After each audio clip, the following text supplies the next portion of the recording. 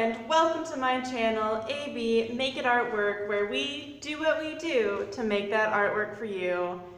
And I am beyond happy today because the weather is looking a lot better. Lighting today is great, and I got up early because I've been sleeping in and I feel a lot better.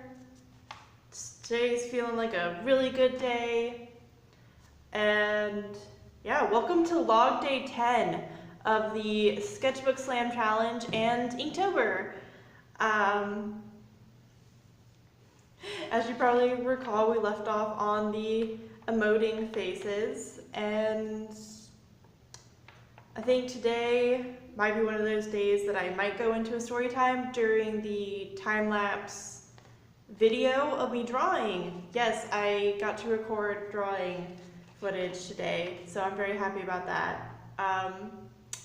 If you're not yet subscribed to me, hit that subscribe button. I mean, 80% of you guys watch my videos, who watch my videos aren't subscribed, and it's like, what the heck? Like, stay for more sketchy content. Join the AB creative crew.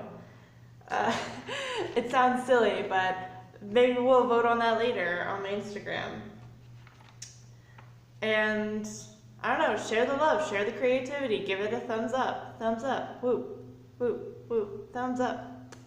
Other than that, let's just get into this, get into the tour. So, I got into the mood of faces and emoting faces and started working on the possibility of if I ever did any kind of rants or got the technology to work on adding my face to videos, doing little emotes with a character version of me. And funny thing is that I have 2 dimples on my face, like on each side, and one side has 3 dimples.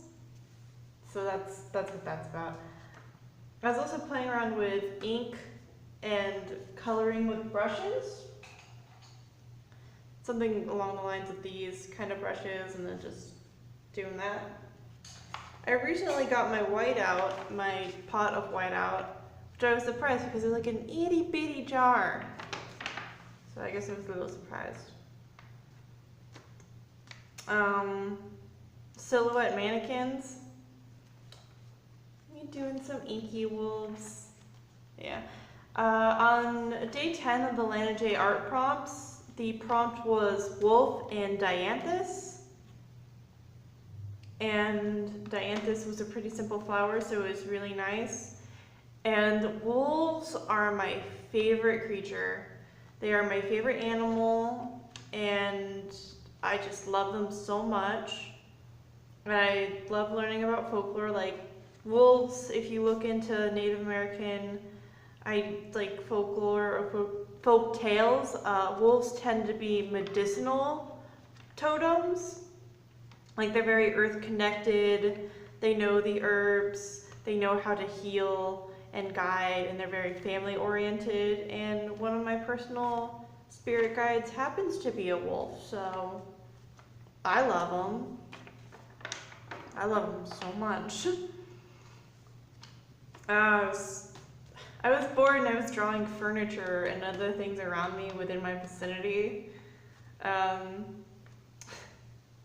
This is the giant screech, because I missed the prompt for screech, and on the 10th day the prompt is gigantic, so I did a giant owl, and then you see this little guy compared to the giant owl, and I called it the giant screech. And it was fun.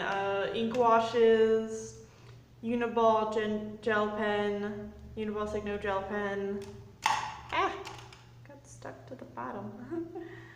Little gel pen, really tiny brush. Like, it's one of those brushes, and I only used it for a couple small places, that are a cheap Walmart set of detail brushes that you can get for like a couple of bucks. And I've had them for a while, so. Drawing different people, working in different skin tones on people. well, I didn't go very diverse with different skin tones, but I wanted to get some outfits, try overlapping people. I probably could have filled the background in a bit more, but I had fun doing some diverse body types, different clothing, different hair, and that kind of stuff. Oh, this character was very cute.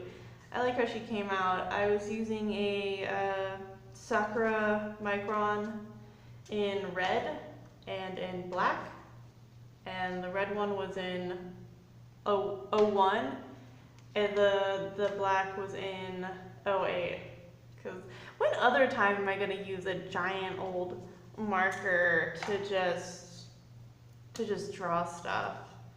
Like, when am I just going to have a big old line that feels nice? I'm distracting myself right now. Because sometimes I love chunky lines like this. Like, that's fun. I might do that. I might touch this page up later and do lines around all the mannequin heads. More mannequin bodies. I call them mannequin bodies because they're the rough details and just kind of silhouettes. There's no exact detailing. And I was playing around with chubbier bodies or more voluptuous figures and just seeing what I could do with that. Just having fun with it. And here's me doing some male figure torsos, and also me trying to figure out more action-packed poses. There's some Pinterest pin somewhere. I don't know if I pinned it or not, but they have this suggestion for action-y poses where you do the X and then you put your head either like center or one of the corners, and then everything else goes into other bits, and that helps to create a dynamic pose. Sometimes I just make boxes and then fill a pose into the box because I have a pre-made frame for it with that idea. Working on chibi characters. I like doing chibi characters because they're very simplistic, but I have a very rounded out way of drawing chibi characters, round and yet angular, but I tend to keep them, 3 heads tall, usually is what I tend to keep my chibis at, if I'm doing those kind of characters. And faces and frames in some bamboo. The bamboo is really fun. It gave me just a mindless task of drawing in straight lines and kind of practicing overlapping figures, even if they're just sticks. And this is the last page. I recorded this page for you guys, and I think I will get into that video and you will get to enjoy a little story time. So get comfy, get cozy, and get ready for something spooky. Okay, so to give a little context, my household was always a very open, spiritual household. My mom didn't necessarily identify as Christian. My grandmother did. We would go to church every now and again, but my mom was very open-minded about spirituality and ghosts and paranormal activity. And so we were kind of raised and immersed in that kind of mindset. At the time, I was in 3rd grade. Mind you, I have had experience with seeing shadow people. I've seen apparitions in the past, and so it's not something new.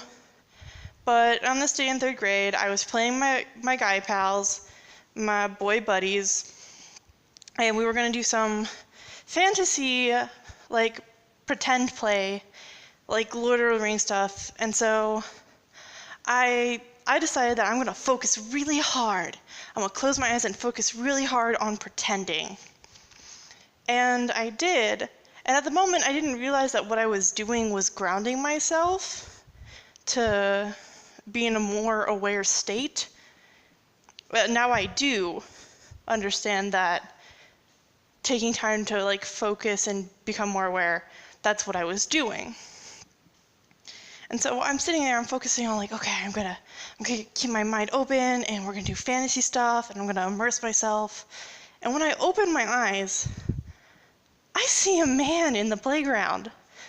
A man that has no reason to be there. But I don't feel intimidated by this person. I feel like quietly aware of him. And he had a gentle expression.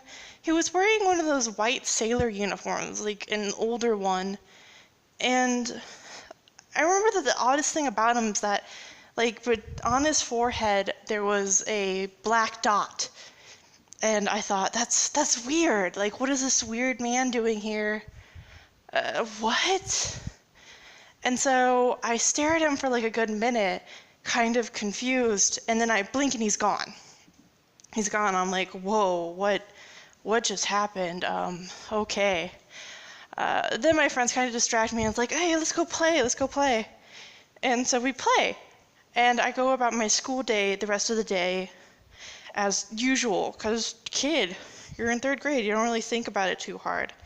And so my grandma, my G-ma, who was like my mom at the time to me, comes to pick me up after school's over and done with. And she asked me how my day went. And I tell her it was good, but I saw this weird guy in a sailor uniform. Like, do we have anyone? Like, I don't know what prompted me to ask, but it's like, was your dad a sailor?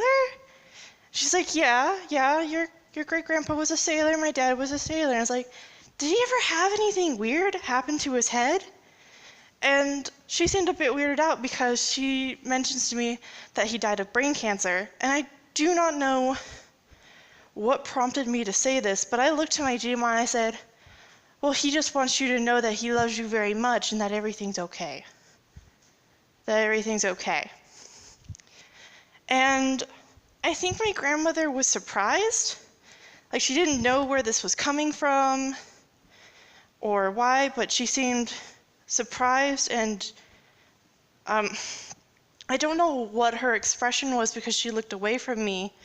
Maybe because she thinks, oh, just kids spouting up weird stuff. But it's just one of those weird moments where it's like, I don't know why I said it, don't know what prompted it, but I knew that my grandmother found an odd comfort in it, and so I felt okay about it. I felt like that's the right thing. This is good. Something told me that was the right thing, and it felt good. And I know it's not very scary.